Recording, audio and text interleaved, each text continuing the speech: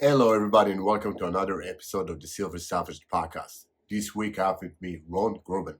Ron was born in Israel to immigrant parents from Russia. He then moved to America, where he grew up in Texas, only to go back to Israel and serve in the military in the Special Operations community.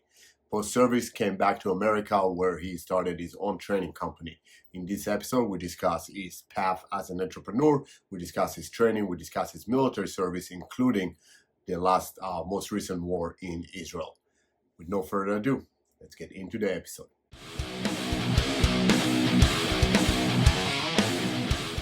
Ron, what's up, brother? So Hey. honestly, you and I connected through Tom Alibrando and IWI, and since then our paths have crossed several times. And then actually, I've never actually read your bio until we set this thing up, and kind of looking over it all, like, oh, there's a lot of freaking parallels here. Both being first generation Israelis, both following a similar path in the military just to be diverted somewhere else and ending up where we did, which Sure. is pretty parallel in that as well. So tell people, our listeners, a little bit about you, so they don't have to go and check your website. Well, they should go check the website. But They anyway, should. So I was born in Israel. My parents actually emigrated to Israel from Russia, from the Soviet Union, in '91, with probably a million other people. They arrived actually during the Gulf War, so they landed and they were given gas masks at the airport. They're like, Saddam is sending Scud missiles at us. Just be ready in case. I was born in Israel. I'm the first and only person in my family to be born in Israel, in Netanya. We lived there till I was 9, and then when I was 9, we moved to the U.S. My dad got a job with Motorola U.S. He was working for Motorola Israel, and we moved to Austin, Texas. Kind of, grew up here, but I would go to Israel back every summer, visit my family, visit friends, all that fun stuff. And then kind of towards the end of high school, I realized I have absolutely no interest in going to college. I met a lot of people that are older than me. They all seem to be kind of just partying and getting into a lot of debt. And I hated school in general. So all my friends in Israel were going to the army. I'm like, I'm going to do that too. So I went back to Israel, joined the army with a program called Tzabar. If you're familiar with it, started in Shaldag, got to the Gibush, got through Shaldag. Unfortunately, got injured, like many people do. Waited around for a couple months and then joined up with Gad'sar Nahal. So let me stop you for a second, Ron. I'm sorry. Just so for the sake of some of our listeners. So for us, growing up in Israel, right, all this process that you're describing right now, we did in high school. So we started junior year with Yom Sayarot, the Special Forces Day, right? And that's when you essentially, if you pass, you get channeled to one of, at the time, in my time. So I went in, I enlisted in 1993, probably started the process in 91. So as your family was landing in Israel, I started the process. So for us, it was 3 units you could go at a time. It was Sheshesh Tesha, our pararescue jumpers, Seir Matkal, our version of Delta, right? And Shayetet Shloshesre, which is the Israeli Naval Commando. If you wanted to make it to Shaldag, which is where you'd end up, you had to first pass the process for Matkal and then try out for Shaldag. Was that different for you? Could you test directly for Shaldag? So the Gibush was Matkal, Shaldag, and Sheshesh Tesha, I believe. And then Shayetet, I think they had their own Gibush. Okay. I want to say. Yeah, for us to get into anyone, so I actually got channeled to Shayetet, and I had to. So after they don't say, oh, I would have to go to another Gibush. And for those that don't understand, Gibush literally means, I guess the literal translation would be bringing together or forming in a sense, right? But it's a mini test, anywhere from 3 to 5 days, depending on the unit, where for most Israelis, they're still in high school, so they can't do too much to you, right? But they still try to stress you out and see how you do. And that's a selection process to start the pipeline into that specific unit, right? Yeah. So So I passed the Yom Seirot and was channeled towards shaded. I was supposed to go the shaded route, but then I got also called to Thais to be a pilot. So everything stopped for me because, as you know, pilots in Israel kind of get priorities. So I had to go through those tests first. So I never made it to Shayetet nor Thais, but that's a whole different story. So you made it to Shaldag, which for those that don't know, Shaldag it literally translates to kingfisher. It's probably the tip of the spear. It's as the pinnacle of everything else. So everybody thinks that Sayed Matkal or Delta is the tip of the spear. I really think Shaldag is. Yeah, I would agree with that. And if you ever read the history of that unit, it's pretty impressive the way Betzer started it, and essentially Yom Kippur War lesson he was with Matkal, and Matkal did not have a mission for a wartime. They had mostly a reconnaissance and long-range intelligence peacetime mission. They didn't have a wartime mission. So he started Shaldag as really an evolution of Matkal, of our version of Delta. So it's like a step above, right? So it's pretty impressive that you made it in there to begin with. So congrats on that. Just making it is super hard. So what was the process like there before you got injured? How long were you there? So I was there probably 6 months, 7 months. So you do your basic training with Nahal, with one of the Gdudim. You're just actually I ended up being in the same pluga as one of my friends from the Garin, but he was in 931. He was in 931 battalion, but we're in the same pluga. Of course, they would torture us much more than the regular infantry guys. So they would separate you during training, the people that came from Shaldag. Yeah, we had Shaldag commanders, Shaldag mafkats, but we were embedded with essentially a company of regular infantry guys. Okay, very cool. Yeah. So got through that. I don't think I had too many issues then. Same shock that everyone deals with when they're going into Tiranut, into basic training. After that, they take you to this magical place called Yar Yatir, the Yatir forest, which is a forest in the middle of the desert, where you do basically, I guess it's probably parallel to like Buds or Hell Week or something like that. It's like Tiranut Yechida. And they basically just, because you're far from everyone and everyone's eyes, they basically just try to kill you for 2 months. I mean, you're like crawling up mountains, just a lot of just physical stress, physical training, all while also teaching you, basic field craft like camouflage, team tactics, stuff like that. So let me ask you this. Sorry, Ron, I'm going to keep stopping you a lot of times because I have questions, and I'm sure listeners who are not as familiar with the IDF would have similar questions.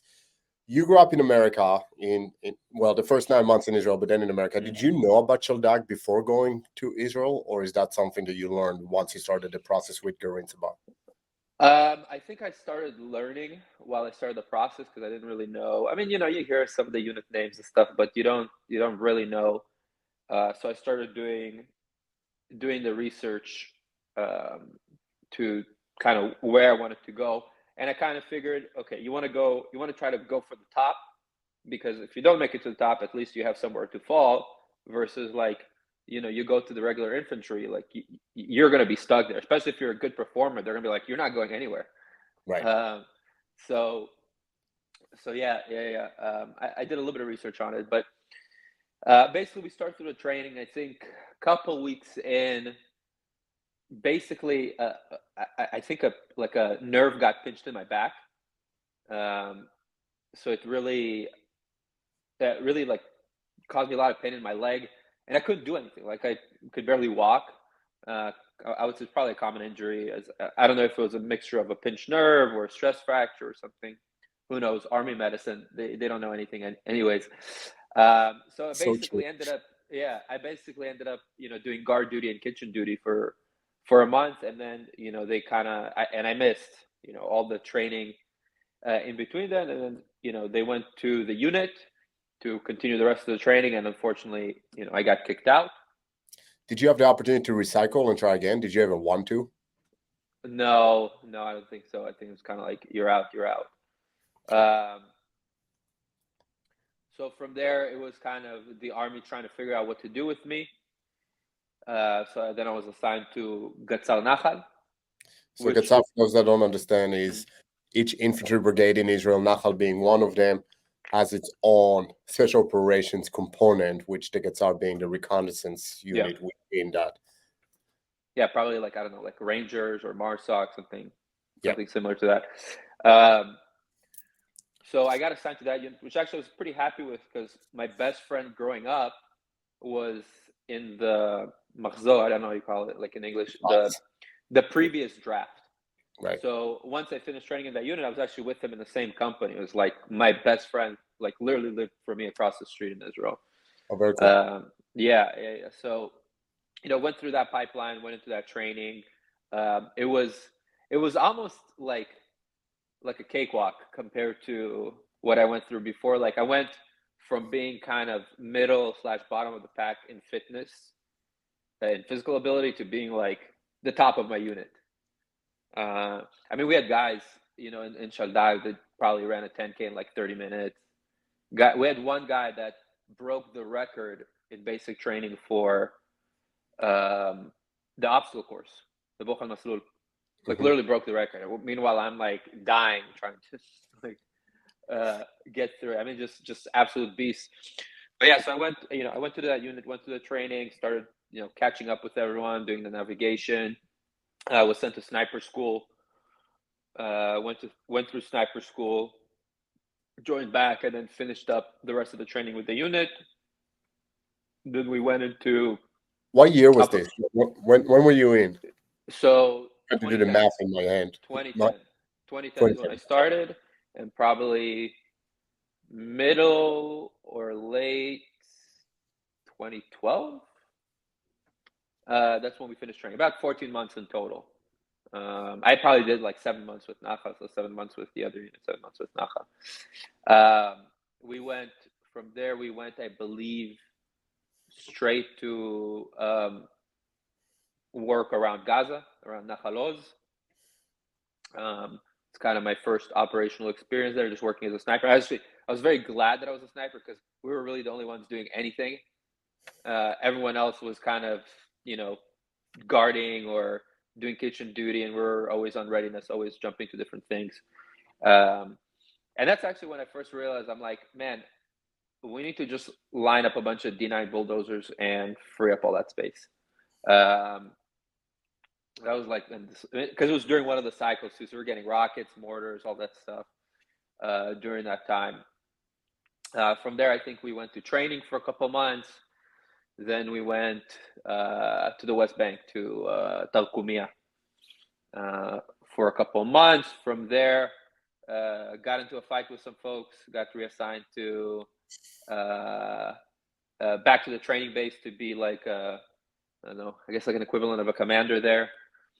And then finished up the rest of my service there. So another probably 6 months or something like that. Cool.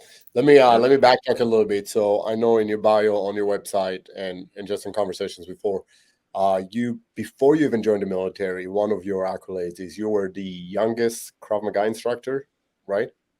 Yeah. Well, in the U.S. Yeah. In the U.S. I don't know.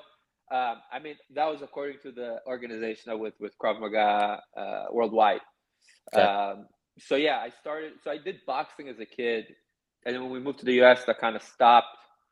I don't think I did too much, and then I was like, well, I want to get back into martial arts. I liked hitting things and hitting people, and stuff. So we stumbled into Krav Maga. I had no idea that even existed in the U.S. So I started training, got into it, was probably training more than anyone at the gym, and then they offered to send me to the instructor course, and I was like, this sounds interesting and fun. And then started teaching after that.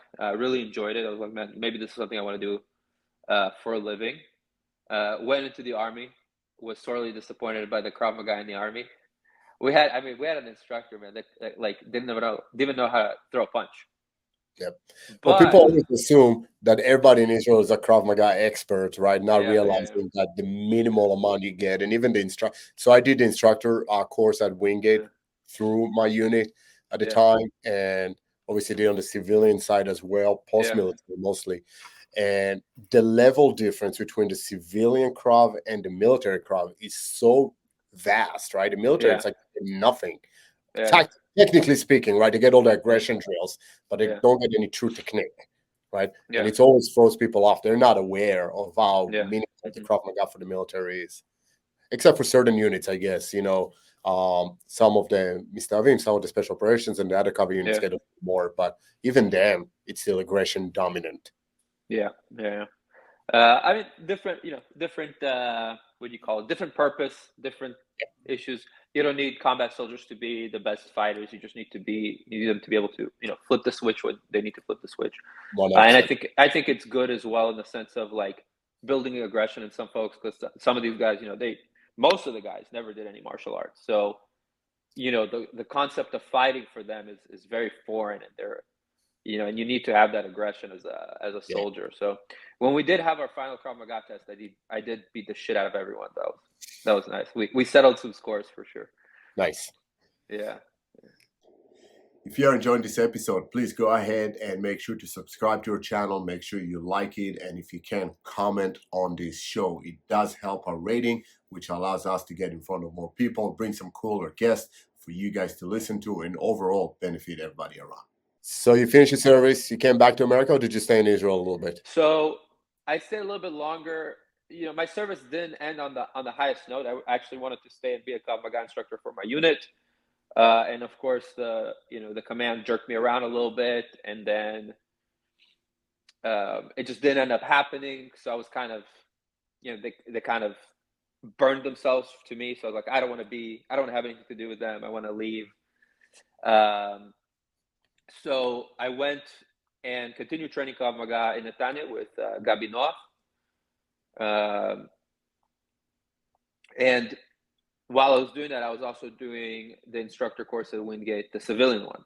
Mm-hmm. Now, it's probably different than what you went through. So because Krav Maga is not like a standardized sport, basically they go into the group of like non-standardized martial arts.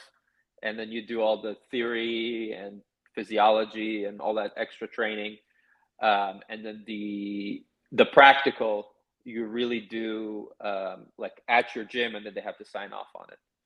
Okay. So I got out and I was training like crazy. I was training like 3-4 hours a day, doing like all his training camps, going to Wingate, like doing all that stuff. And then I got a job with a company out of New York, teaching Krav Maga to all over the place.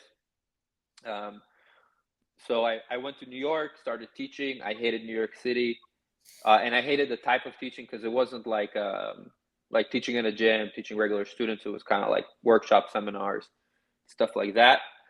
And they had an opportunity to open a gym in Michigan. So they're like, Ron, why don't you go manage this gym? Of course, I get there, I realized these guys had no plan whatsoever. So I kind of built up that gym, was teaching probably 6 hours a day, 6 days a week, all the time, all levels, all that. So got a lot of reps on teaching different people. Started teaching firearms while I was there too, because I was in Michigan, so much more firearms friendly. A lot of people were asking about firearms training. I was like, okay, I guess I can teach you. So started building up my skills as a firearms instructor there as well. Shortly after, kind of realized, because of the people that sent me there, there's no real like plan on how to grow this gym. I can't, teach all the classes constantly. It doesn't work that way. So I decided to leave and open my own business in Austin, Texas. Started Tactical Fitness, and with a better idea of what I want to do, which was again Krav Maga training, but much more heavily on the firearm side. And started doing that, and little by little build the business, build the brand. We've been operating for 8 years now, and bigger every year. So far, awesome. So good. Yeah. Great. Now, so can certainly relate to some of it because, obviously opening Masada and then as a craft school, but then kind of diversifying from there as well into the farms and the tactical stuff. And I do share your opinion about combining things together, combining the self-defense with the firearms, and most importantly with the fitness, right? So people always look at it as independent pillars. Like, no, it all has to work together, right? So I'm sure you've seen our Havoc class, which is a fitness class with a kid on. We have our Mayhem class now, which is a craft class for concealed carry. So they introduce the firearms when the use of force makes sense and the tactical environment makes Mhm. sense, decision making. So I certainly share those values that you do, and I think that's awesome. So, a lot of our listeners are entrepreneurs, and maybe you can share what is one lesson you learned as a business owner, because you've been pretty successful. I love following you. I love following what you're doing and your growth. I think that's awesome. So what is one lesson that you learned as an entrepreneur that you think other can benefit from? One lesson. There's many lessons, but the biggest lesson, especially when you're starting your own business, that if you don't do it, it's not going to get done. Like there's no, even if you have employees, if you don't push what would you call it, the kind of the overall theme of what you're trying to get to, your Vision. ethos, your vision of the company. If you're not the one that's pushing it, it's not going to push itself. Right. In the end, you have all the stake in it. No one else does. And the other lesson is don't have business partners. You learned that the hard way? Yeah, I learned that the hard way. Recently got done with that, so that was all for the best. Yeah, well, all learning experiences at the end of the day. Yeah. I'm going to circle back into Israel on October 7th in a minute, but before we do that, so you also are one of the instructors for IWI. You teach a lot of their classes in your geographic. How did you connect with IWI US? So they started the academy about the same time that I started my business, and people were hitting me about Tzabar training pretty regularly here because of my background. Because Did you I carry use the the Tzabar. in the military? Yeah. So actually, in the middle of Kav in Nachaloz. So we finished all our training on the M4. Super good on the M4. Really good shooters. Here's your X95s. Good luck. No training. Brand new though. Brand new X95. So, anyways. A lot of people were hitting me up about it. I looked up IWI and I was like, oh, they're starting an academy. They have Tzabar classes. They were doing Krav Maga at that time as well. Actually, with one of my competitors here in Austin who are not Israeli, nothing. So I hit him up and kind of connected with Tom, met with Tom, realized we're very much aligned in the way we teach, what we teach, all that stuff. And basically Tom came down and we did a Tzabar class together. It was like the coldest day ever too. Is like crazy freezing. I think that's a Tom thing though, because every time I teach with Tom, it's snowing. It can be 70 degrees the day before, but the day you teach a class with him, it's freaking freezing every time. I think he brings it out. Yeah. Tom brings the weather. So, yeah.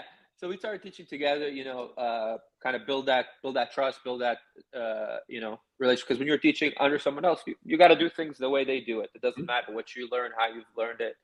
You got to create that kind of straight line of this is how things are done at the school. And most of it was aligned with the way things I do as well. I just try to avoid the PowerPoints like the plague. Tom really loves them, but I try to avoid them whenever I can. I'm like, sorry, Tom, there's no classroom here. Can't do PowerPoint. So yeah, I started teaching for IWI.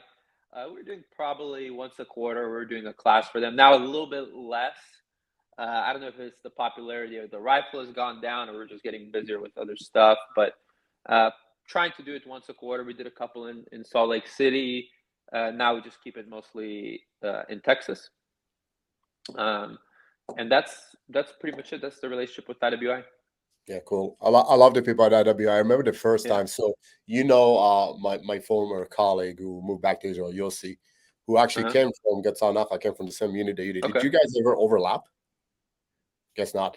But him and I decided one day, because IWI is about an hour from where we live and where our gym was at the time, and we have a gun store. And we're like, all right, let's reach out to them. A little history. So being in Sayeret Givati myself, so I got injured in '97, and I was put in the command for Chelot Sadeh, for the field forces.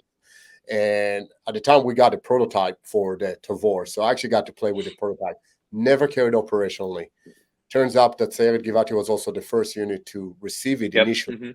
But I never carried it. It wasn't until I went this past time in October that I actually was issued one operationally. I never actually played with the X95. But anyway, Yossi and I, Yossi did run the Tzabar. That was his primary weapon system. And we went and we standing there to put us in. They had a big showroom at the time, and they sent smooth locations. And I remember Rebecca and Casey and Rob walking, and they're like, "All right, what do you guys want?" I'm like, "Whoa, we don't want anything. We just teach Israeli-based tactics. You guys are an Israeli weapon company.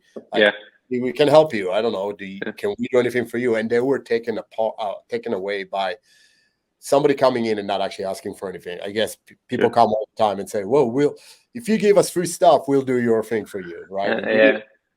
So we always had a good relationship with IWI. Obviously, now I converted, so I'm a big believer in the weapon system, and I love working with Tom. Tom is the amount of knowledge that guy has. Yeah, it's pretty amazing. So I always like just listening to him and learning something new. And I remember I ran a tactical games and I ran the Tzabar, and one evolution you had to shoulder its support side, prone, and shoot it. And again, I'm not a Tzabar expert because I always carry the M4. And the first run hits my face, the casing, because it's a bullpup design. And I didn't expect it. And I threw the rest of the magazine, 3 runs. Cost me a podium spot because that one stage.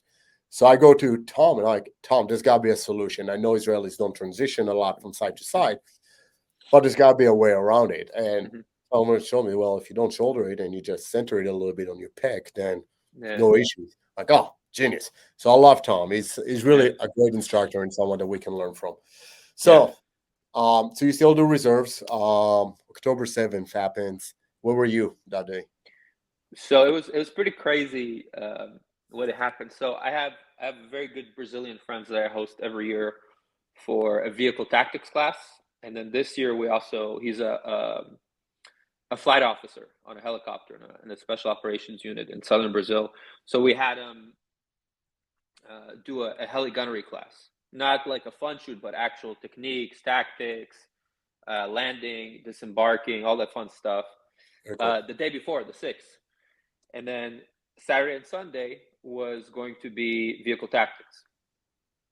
So, we finished the day on a high. Friday was awesome course. The helicopter was up for like 6-7 hours, like crazy day. Sounds expensive. And it's a pricey course. Right. Sure. So the next day we wake up and it's, I wake up pretty early, 5 a.m, kind of getting ready to head to the range, packing everything, all that fun stuff. And I grab my phone and I see like my phone is exploding. All my Israeli friends, all the WhatsApp groups, everything, starting to see. It takes me, it's 5 a.m, I'm still half asleep. It takes me like some time to like understand what the fuck is going on.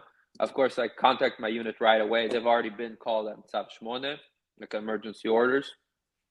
And they're already heading to the Gaza Strip or around the Gaza Strip.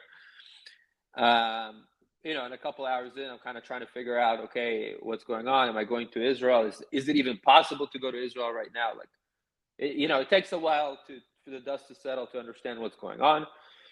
So obviously my friend is leading the class. I am on like 2 phones trying to figure out what's going on, what I need to do, talking to my guys and everything. And finally I decide after a day or two, I'm like, I'm going to go. I can't stay here. I'm going to go crazy if I stay here. So I packed my bags, was able to kind of secure a couple donations for us, get some good uniforms, good quality uniforms for my guys, pack the bags and fly straight to Tel Aviv. Get picked up by just random civilians. They're just running errands for different units and going to different bases and bringing food and equipment and whatever people need.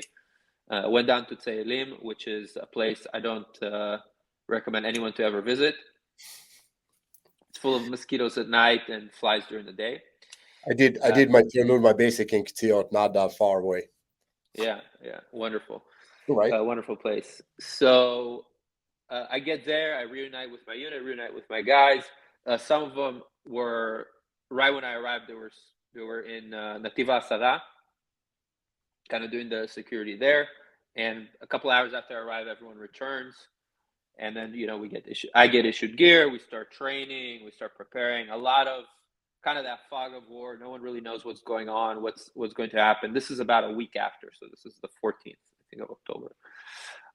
And finally, we get on the bus, and we're certain, like, no one really tells us anything. And we're certain, like, we're going straight in. We don't. We go to Be'eri. We spend the next couple of weeks in Be'eri, just running different security operations. Right. And again, for the sake of the listening, Be'eri, Netiv Asad, the names that you're mentioning, those are all the kibbutzim and the settlement, not settlement, the little towns and villages around Gaza that were attacked on October 7th. Be'eri got hit pretty bad. Actually, yeah, they were the worst. Yeah, when I went to Israel, I was sent up north to South Lebanon. I was there my whole time there, but I got one day to go and visit. I actually brought a flag back that was hanging in Be'eri, so it's hanging in my home now. But it was I was there probably a month after the initial attack, and the place was still like a ghost town, ruin. The damage was very noticeable. It's scary to think. If you want to know more about what's going on behind the scene, what we do day to day, from training to coaching to the people we hang out with, make sure to follow our social media: Instagram, Silver Savage Coaching, and YouTube, Silver Savage. See you on the other side. Yeah. So we were there. Our main mission was just the overall security, because there's still big concerns of infiltrations, things like that. Like every night, they're like, we have intel that these guys are going to try to infiltrate through here. I don't know if the intel was bad or because of our presence, they didn't infiltrate, whatever it was, because there were still a lot of holes in the fence all over. Like nothing's been patched up, nothing's been really secured. From there, we kind of went around all the different kibbutzim. So we went to Kfar Aza, we went to, I think we went to Sad for a little bit. And then we went up to not to Yad Mordechai. We went to Yad Mordechai. And of course, we get there. This is already after the first forces went in. And then the ceasefire hits. So we were kind of relaxed. So we were going to go in. And then we're actually a little bit inside the fence, just searching for tunnels, stuff like that. And then it's the ceasefire. So we can't do much.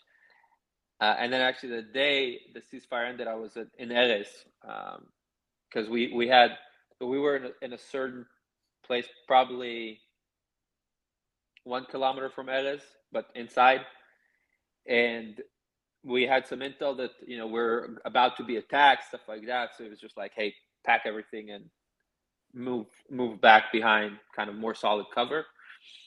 And we were in Erez, and we saw the rocket that ended that initial ceasefire.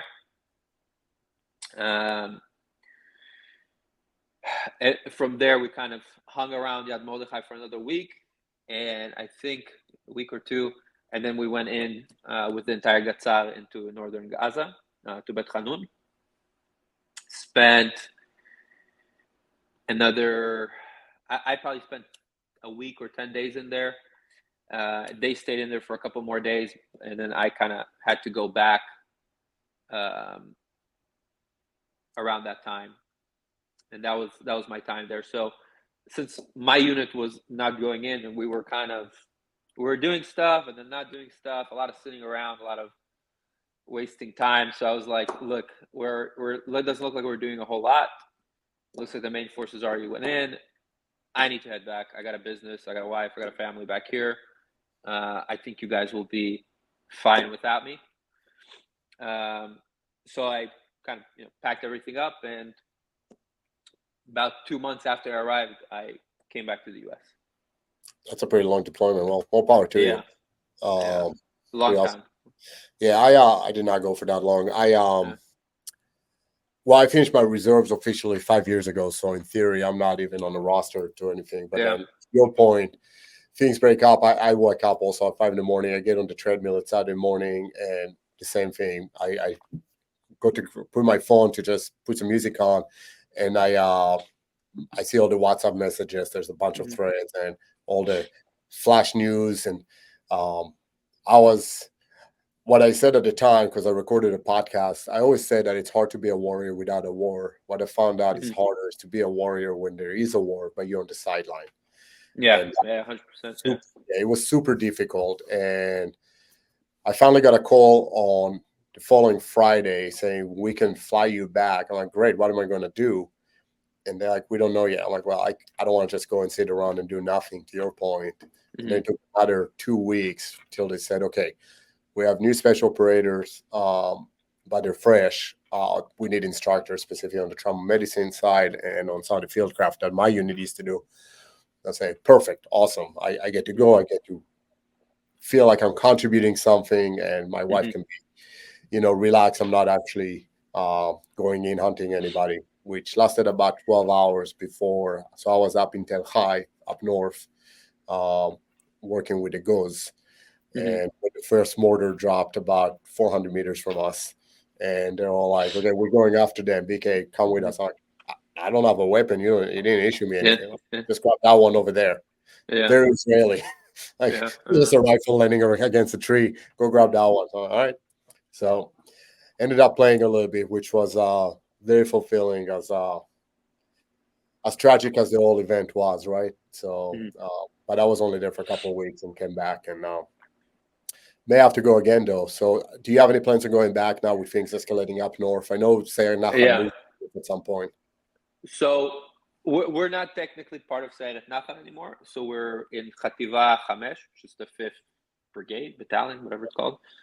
So my guys finished. So I left, and they stayed there for 3 more months. So they were in reserve for 5 months, which is like unheard of. Yeah. Unheard of to do Milium that long. They didn't. So they went into Gaza for another week or two, for a different area, and then they kind of stayed in Nahal Oz for a little while. Did a little bit of stuff. Got to shoot a few rockets. So they're happy with it. But for the most part, like from talking to my guys, they're like, "You left at a good time." So I was happy with that. But yeah, I was talking to my guys. It looks like they're going to be called back in August, late August, September. I don't know if I'm going to come. I need to have hip surgery. Sorry. Yeah, I have. You're too young to have hip surgery. I guess it's in the body. Yeah, it's the miles. It's not the age. Yeah, it's been. So from my service, I had problems with my Achilles tendon. Had surgery for that. That probably caused the next problem, which is a labrum tear, just from walking weird and what have you. But being in reserves for 2 months, and I don't know if I had the heaviest pack, but my pack was pretty fucking heavy. 2 rifles, 100 rounds of 338 Lapua ammo, thermal, all the shit, plates, all that stuff was not good for my back for that period of time. Sleeping on the ground, all the fun stuff that we do, or not sleeping at all. And no offense, Ron, just having met you in person, you're not the biggest guy out there either. No. That's a lot of weight to carry. I forgot the Israeli military uses the 338 Lapua now. Yeah. That's I don't want to say new, but it's a pretty recent evolution in that sense, right? The 338 Lapua, it's called the Barak. I think so I'm pretty sure it was around when I was in, so probably at least 10 plus years. But what the younger guys are using in the Sayalot is the Barrett Rec 10, which is an awesome 308. They can configure that, but they can configure out to different caliber, though, right? The Barak, not the Barak, the Barrett. The Barrett. That one, I don't know. I know it's the Rec 10 they use, and it's in 308. Okay. But they have it set up really, really well. They have a Huxwork suppressor on it. They have a Mark 6 on it. Some of them I saw even running an RMR or a Delta Point Pro on top of it. Like, that was the setup I would have preferred in Gaza versus the 338 Lapua, just because of the distances and the weight and the maneuverability. I think it would have been better to have that. But, we had what we had, and, Yeah, make the best out of it. That's what it is, yeah. It's a story of the Israeli military. This is what we have, and with this we shall win, right? Yeah. I think actually a conversation I had with Tom, coincidentally enough, during last SHOT Show, We're grabbing dinner, and shortly after I came back, and this everything is obviously still going on and pretty hot. And to his point, which I agree with, one again, unfortunately, why it happened, but one of the positive ripple effects of this war is there's has to be now an evolution and an upgrade of everything that's military, from basic stuff like uniforms, right? So even the ghost guys that I was with, being tier one unit for all intents and purposes, still wearing the same uh, BDUs from 1970s, right? They Yeah. didn't have like the new cry or anything like that. Yeah. The new carriers, the new weapon systems, the new optics. It kind of forced that within a few months. You saw everybody upgraded. A lot of it because it came from America, but some of it was okay. We just need better stuff to win this war if we want to actually make it work. Yeah. So again, unfortunately, why it happened, but I think that's a positive um, outcome. And to your point, the new rifle, the new setup. So you mentioned the Mark 6 again for purposes. You and I are talking in codes for some of the people that are listening, right? But the Mark 6 being a Leopold longer range optic, and then the Delta Pro and the RMR are the red dots, typically put on a pistol, but can be used as offset on a rifle for closer faster engagements, right? So pretty cool to see that happening finally in the military in Israel. So, I always like to ask our guests, being that this is for savages, right? A lot of our listeners are law enforcement, military, or tacticians in one way or another. What our guests do to stay in top shape, right? But obviously, being that you do what you do for a living, I assume you train. So, what does your training look like? How do you stay at top peak performance? Okay. Yeah. So I try to stay active at all times. It doesn't matter. When I was in Israel too, I was working out constantly. One, I think it's important for the mind, but to me, being in shape is important for my job, but also I think it's just important for life. You got to be in shape to perform in life. So I typically lift about 3 times a week. I've had to, because of my hip injury, I haven't been able to lift as high of a weight as I would like. So I just do like higher reps, more exercises, stuff like that. I'll do cardio 2 to 3 times a week. Usually, again, because of my hip, it'll be like on an air bike. So I'll do sprints, or I'll just do 45 minutes of just steady state, things of that nature. And then I'll train jiu-jitsu, Brazilian jiu-jitsu, about 3 times a week. I used to train more, but again, the body is just not healing like it used to. So about 3 times a week is what I can do. And then, of course, my job is on my feet. I just got one of these Oura rings. So I checked my heart rate while I was teaching this past week, and it's 100 degrees here in Texas by about 10 o'clock, and my heart rate was like at 150 for 2 hours straight, just standing in the sun. So I get some good residual cardio out of that too. Very cool. What about firearms and some other ancillary skills? Obviously, you teach firearms, so do you get to shoot a lot yourself? So obviously, I'm teaching all the time, so I'm shooting. I try to do a concentrated session for myself at least once a week, whether it's concealed carry skill or a rifle skill. I try to go out to a long range about once a month. That was actually one of the things that I felt very good with, is just jumping right back into doing sniper stuff, because on the shooting side, I was pretty squared away. I was actually hunting in South Africa in September, so like I was very comfortable with my long range shooting. I had some new techniques, skills that actually really helped me in Gaza, because we were shooting off tripods, and that's kind of the main things we need. And then I try to do trainings with my instructors here. So we'll do a training together, either it's like a teaching training or actual shooting training. Sometimes I'll jump in with my combat club members and I'll do their shooting workout. And then sometimes I invite members of law enforcement, military guys to just come out and train, people that I know are going to challenge me. So last Friday, I invited a local SWAT guy to just come do some rifle and pistol stuff, and we ran some drills, kind of trying to push each other. So I'm constantly training. There's not a week that goes by that I did not go to the gym. I did not do martial arts, or I did not shoot a gun. So Very cool. I always tell people I'm very selfish in my class designs because I do them for me. I started half a class because I want an opportunity to do fitness with my kid on, right? Yeah. So if I'm gonna go through it, I'm like, well, let me put a class on because now there's other people there. Now I have to perform because if I don't win every event, then now I'm pissing myself. So you have to assert dominance. That's important. Yeah, right. 100%. So what's next for Ron? What are you working on right now? You obviously you say you just got out of a partnership in the business, so you're now sole owner, right? What's next for you and Austin Tactical Fitness? So we're working a lot on a lot of different things. So one thing, we want to expand our combat club. We think it's just something very unique, very community oriented. You want to tell our listener what Combat Club is? I know what it is, but just so people are not familiar. We don't talk about Combat Club. Okay, fair enough. Got it. Rule number one. So Combat Club is basically a weekly tactical class. Every month is a different topic. It's not necessarily range. Sometimes we just do a month of Krav Maga. Sometimes we do a month of medical training.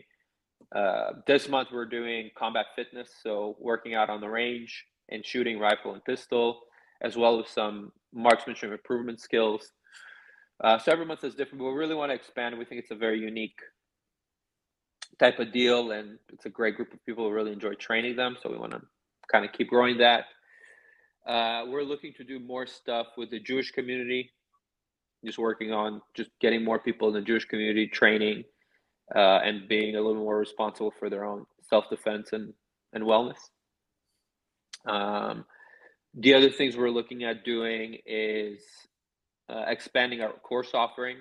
We're kind of looking at what is maybe missing in the tactical community that we could be teaching. You know, everyone does rifle classes, everyone does pistol classes. What are some of the unique aspects that we can add for people? That's going to be something that's going to be unique, that's missing in their skill set, and probably a lot more long range classes. It's actually my favorite thing to do and teach. I don't really care for pistol. Rifle is okay. Long range is a lot more interesting to me, as we call it, weaponized math club. So that's why I don't like it. I don't like math, so I don't like long range. I love it. To me, it's like I could be there for hours just doing long range stuff by myself. I always tell people, sorry, Ron, again, don't mean to cut you, but I have the utmost respect to snipers. It's not something that I ever found. I am a pistol guy. I'm primarily a pistol guy, with rifle being secondary. I've never done any long range. If I need to shoot anything past 100, 150 yards, I have people in the team that do that much better than me. But I have the utmost respect. And I always tell people, it's funny how when you're in school, and you're like, why am I learning math or physics or any of that? That's never going to come into play. And then you start teaching fighting, which is all physics, or start teaching shooting, which is physics and math. And I'm like, oh, remember Newton's law of energy, and you remember trig, and you know all of that. It's funny how that all comes together years later. Yeah, I enjoy it. I love it. I mean, nowadays, like when I was in sniper school, we're doing actual math. Like we're like calculating stuff and running equations. Nowadays, thankfully, we have applied ballistics, Technology, advanced ballistics, whatever that app is called. And I have it on my phone, I have it on the Kestrel, and I have it, on my rangefinder on top of my scope.